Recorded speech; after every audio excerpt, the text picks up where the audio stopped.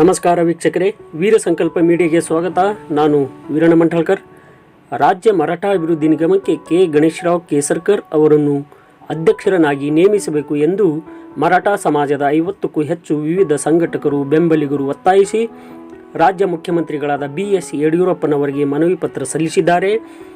ಈ ಕುರಿತು ಬಸವಕಲ್ಯಾಣ ನಗರದ ಜೀಜಾಮಾತಾ ಪ್ರೌಢಶಾಲೆಯಲ್ಲಿ ನಾಯಕ ನಟ ಗಣೇಶರಾವ್ ಕೇಸರ್ಕರ್ ಅವರು ಕರೆದಿದ್ದ ಪತ್ರಿಕಾ ಹಾಗೂ ಮಾಧ್ಯಮಗೋಷ್ಠಿ ಸಮಾರಂಭದಲ್ಲಿ ಬಸವಕಲ್ಯಾಣ, ಕಮಲ್ನಗರ್, ಔರಾದ್, ಬೀದರ್, ಭಾಲ್ಕಿ, ಹುಮನಾಬಾದ್, ಹುಲ್ಸೂರಿನ ಮರಾಠ ಸಮಾಜದ ಪ್ರಮುಖರು ಪಾಲ್ಗೊಂಡು ಬೆಂಬಲ ಸೂಚಿಸಿದರು.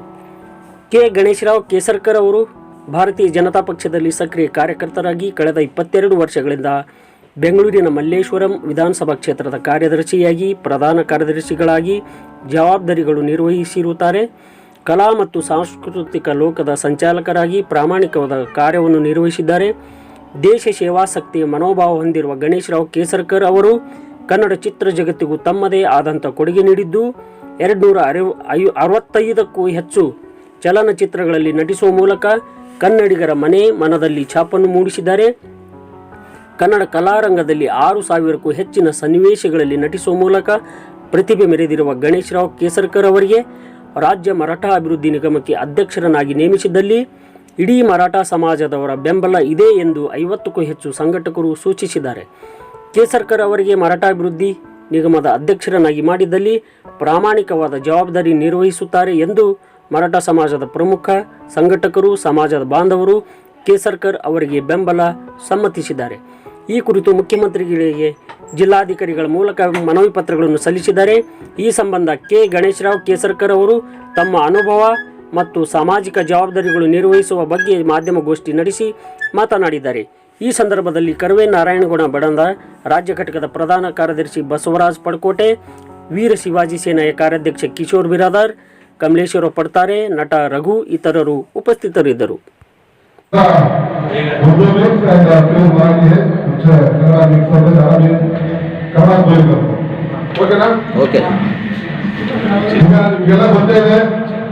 ನಮ್ಮ ಜನಸಂಖ್ಯೆ ಇಡೀ ಕರ್ನಾಟಕದಲ್ಲಿ ಹೆಚ್ಚು ಕಮ್ಮಿ 40 ಲಕ್ಷ.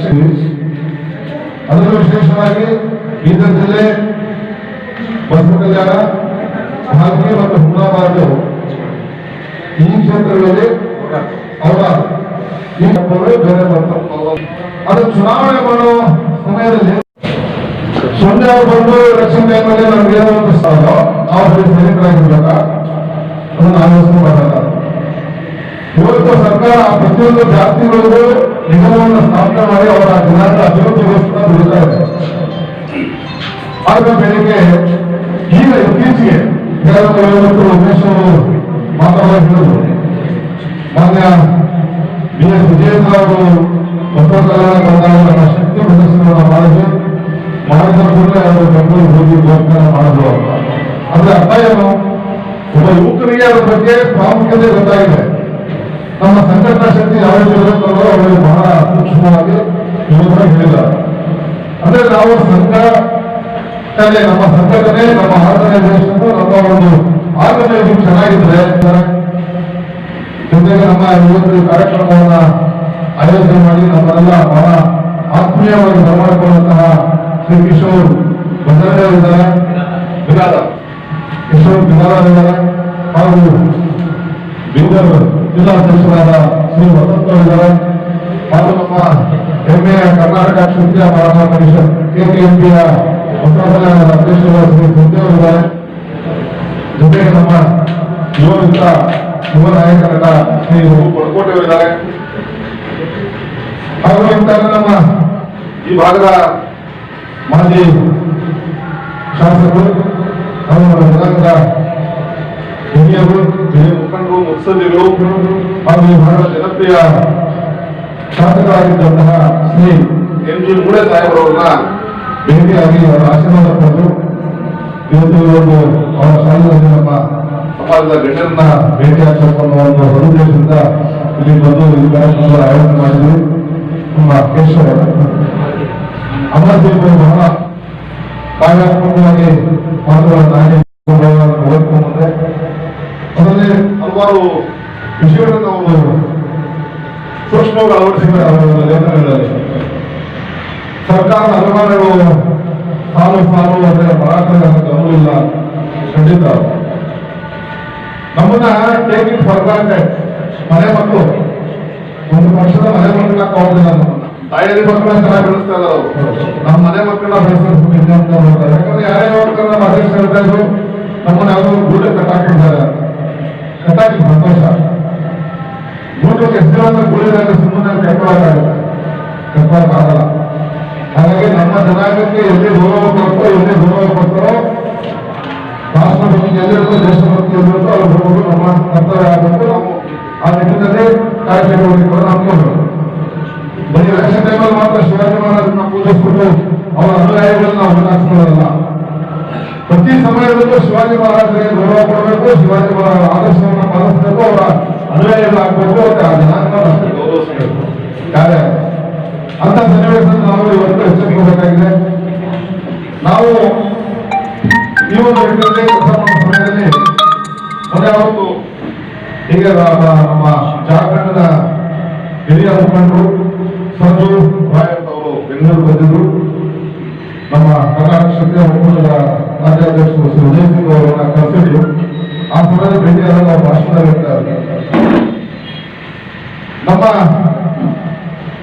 ಕ್ಷತ್ರಿಯರು ಕ್ಷಮಾ और इंसाफ, ಕ್ಷಮಾ और इंसाफ के लिए ಅಂದ್ರೆ ನಮ್ಮ ಹಿರಿಯರು ಇದು ಸುಮಾರು ನಮ್ಮನ್ನು ನಿಮ್ಮನ್ನು ನಿಮ್ಮ ತಂದೆ ಚಿಕ್ಕಪ್ಪ ದೊಡ್ಡಪ್ಪ ಅಣ್ಣ ಎಂದು ಮಿಲಿಟರಿ ಇರ್ಬೋದು. ಎಲ್ಲರೂ ಮಿಲಿಟರಿಗೆ ಹೋದಾಗ ಅವ್ರ ಸಂಸಾರ ಇಲ್ಲೇ ಬಿಟ್ಟು ಹೋಗ್ತಾ ಇದ್ರು, ವರ್ಷಾಂಗಕ್ಕೆ ಹೋಗ್ತಾ ಇದ್ದವರು. ಇಂಜಿನಿಯರಿಂಗ್ ಅದೊಂದು ಕಾರಣ. ಯಾಕಂದ್ರೆ ಅವರೆಲ್ಲ ನಮ್ಮ ಅಪ್ಪಗಳಲ್ಲಿ ಕೆಲಸ ಮಾಡುವಾಗ ಮೊದಲೇ ಚಿಕ್ಕ ಸಂಬಳ, ಆ ಸಂಬಳದಲ್ಲಿ ಮಕ್ಕಳು ನೋಡ್ಬೇಕು, ಅಪ್ಪ ಅಮ್ಮ ನೋಡ್ಬೇಕು, ಹೆಂಡತಿ ನೋಡ್ಬೇಕು. ಬಟ್ ಇಲ್ಲಿದ್ದವರು ಬೇರೆಯವರೆಲ್ಲ ಮೊದಲೇ ಕೆಲಸ ಮಾಡ್ತಾ ಇದ್ರು, ಒಳ್ಳೆ ಬಿಸ್ನೆಸ್ ಮಾಡ್ತಾ ಇದ್ರು, ದೊಡ್ಡ ಸಂಪಾದನೆ ಮಾಡ್ಕೊತಾ ಇದ್ರು. ಅವ್ರನ್ನ ರಕ್ಷಣೆ ಮಾಡೋದಕ್ಕೆ ನಾವು ಬೆಳಿ ಕಾಯ್ತಾ ಇದ್ವಿ. ಅವರಲ್ಲಿ ಆಸ್ತಿ ಪಾಸ್ತಿ ಮಾಡ್ಕೊಂಡು ಚೆನ್ನಾಗಿ ಹಣವಂತರಾದ್ರು. ಇವತ್ತು ಅದೇ ಹಣವಂತರು ಮರಾಠಿಯರನ್ನ ದೂಷಣೆ ತಿಳಿಸಿ ಬಂದಿದ್ದಾರೆ. ಅವ್ರು ರಕ್ಷಣೆ ಕೊಟ್ಟಿದ್ದು ನಾವು ದೂಷಣೆ ತಗೋತಾ ನಾವು ನಮಗೆ. ಹಾಗಾಗಿ ನಾವು ಎಚ್ಚರಿಸಬೇಕಾಗಿದೆ. ಒಂದು ವೇಳೆ ಇವತ್ತು ಏನು ಮಹಾರಾಜ ನಿಗಮ ಸ್ಥಾಪನೆ ಆಗಿದೆ, ಅದಕ್ಕೆ ರಾಜ್ಯದ ಪ್ರವಾಸ ಮಾಡ್ತಾ ಇದ್ದೀವಿ. ನಮ್ಮ ಬಸವರಾಜ ಪಟ್ಟಪಟ್ಟಿಯವರು ಮತ್ತೆ ನಮ್ಮ ಕಮಲೇಶ್ ಪಟ್ಟಾಡಿ ಅವರು ನಮ್ಮ ಆ ಪಾರ್ಟಿಗಳಾಗಿ ಜೋಡತ್ತುಗಳಾಗಿ ನಮ್ಮ ಜೊತೆ ಜೋಡಿ ಸಿಂಧುಗಳಾಗಿ ನಮ್ಮ ಜೊತೆ ಬರ್ತಾ ಇದ್ದಾರೆ. ಎಲ್ಲ ಕಡೆ ಒಳ್ಳೆ ಬೆಂಬಲ ಸ್ವರೂಪ ಸಿಗ್ತಾ ಇದೆ. ಹಾಗೆ ನಮ್ಮ ಎಲ್ಲ ತಾಲೂಕು ಮಟ್ಟದಲ್ಲೂ ಜಿಲ್ಲಾ ಮಟ್ಟದಲ್ಲೂ ಕೂಡ ನಮ್ಮ ಸಂಘ ಸಂಸ್ಥೆಗಳಿಂದ ಒಂದು ಲೆಟರ್ ಅನ್ನು ರೆಡಿ ಮಾಡಿ ಅದರಲ್ಲಿ ಮುಖ್ಯಮಂತ್ರಿಗಳಿಗೆ ಮನವಿಯನ್ನು ಸಲ್ಲಿಸ್ತಾರೆ. ಗಣೇಶ ಸರ್ಕಾರ ಮೆನ್ಷನ್ ಮಾಡಿ ಅವರೆಲ್ಲ ಜಿಲ್ಲಾ ಮಟ್ಟದಲ್ಲೂ ತಾಲೂಕು ಮಟ್ಟದಲ್ಲೂ ಡಿಸಿಗಳಿಗೆ ಎಸಿಗಳಿಗೆ ಲೆಟರ್ನ ಹಾಕ್ತಾ ಇದ್ದಾರೆ.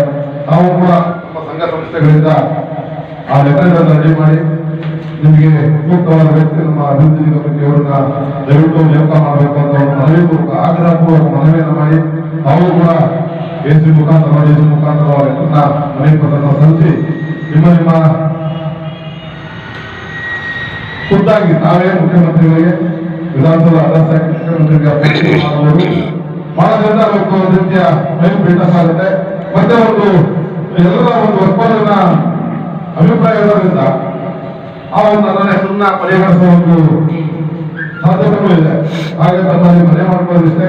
ಇವತ್ತು ನಾವು ಶರಣರು ಇಟ್ಟಿದ ನಾಡಿದು ವಿಶ್ವಗುರು ಬಸವಣ್ಣನವರ ಕಾರ್ಯಕ್ಷೇತ್ರದಿಂದ ಇವತ್ತು ಇದನ್ನು ಪ್ರಾರಂಭ ಮಾಡಿದೆವು.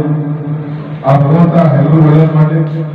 ಆಮೇಲೆ ನಮ್ಮ ಸಿದ್ದೇಶ್ವರ ಹೇಳ್ತಾ ಇದ್ರು, ನಮ್ಮ ಅಭಿವೃದ್ಧಿಗೋಸ್ಕರ ಬೆಂಗಳೂರಿಗೆ ಹೋಗಿನ ಬೆಂಗಳೂರಿಗೆ ಅಭಿವೃದ್ಧಿಗೋಸ್ಕರ ಇವರನ್ನು ಹೋಗಿ ಕೇಳೋಣ. ಬಹುಶಃ ದೇವರ ಆಶೀರ್ವಾದ ನಿಮ್ಮೆಲ್ಲರ ಸಹಕಾರದಿಂದ ಈ ನಿಗಮದ ಅಧ್ಯಕ್ಷನಾದ್ರೆ ನಮ್ಮ ಜನಾಂಗದ ಅಭಿವೃದ್ಧಿಗೋಸ್ಕರ ನೀವ್ಯಾರು ಬೆಂಗಳೂರಿಗೆ ಹೋಗಬೇಕಾಗಿಲ್ಲ.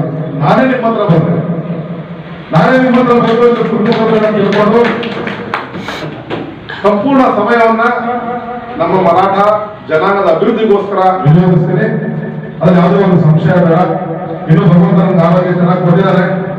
ಆರೋಗ್ಯ ಚೆನ್ನಾಗಿರೋವರೆಗೂ ಮರಾಠ ಜನಾಂಗಕ್ಕೋಸ್ಕರ ದುಡಿತೀನಿ. ನಿಮ್ಮ ಒಂದು ನಂಬಿಕೆ ಇಟ್ಕೊಂಡಿದ್ದೀರಾ, ಆ ನಂಬಿಕೆಗೆ ಹುಸಿ ತರದ ಹಾಗೆ ಭಂಗ ತರದ ರೀತಿಯಲ್ಲಿ ನಿಮ್ಮ ನಂಬಿಕೆಗೆ ಅರ್ಹನಾಗಿ ಕೆಲಸ ಮಾಡೋದಕ್ಕೆ ಇಷ್ಟಪಡ್ತೀನಿ.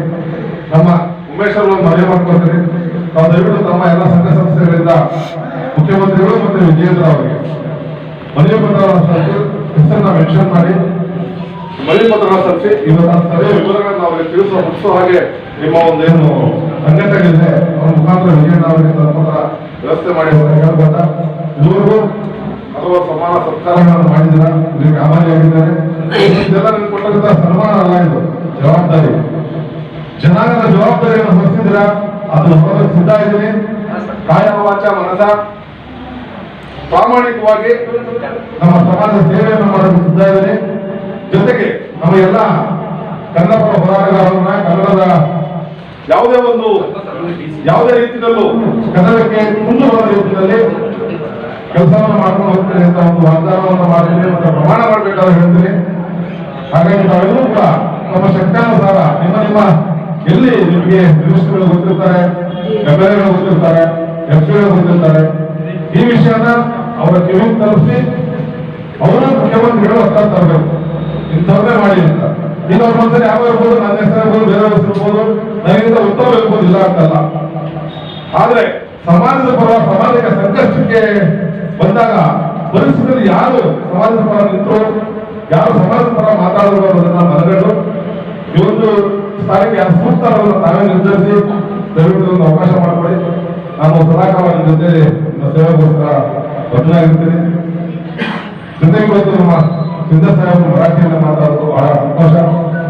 ಅವರು ಮುಂದಿನ ಸಮಯದಲ್ಲಿ ನಮ್ಮ ಕಸ್ತೂರಿ ಕನ್ನಡವನ್ನು ಕಲಿತು ಕನ್ನಡದ ಭಾಷಣ ಮಾಡುವಷ್ಟು ಅವರಿಗೆ ನಾನು ಬೆಂಬಲವಾಗಿ ನಿಲ್ತೇನೆ.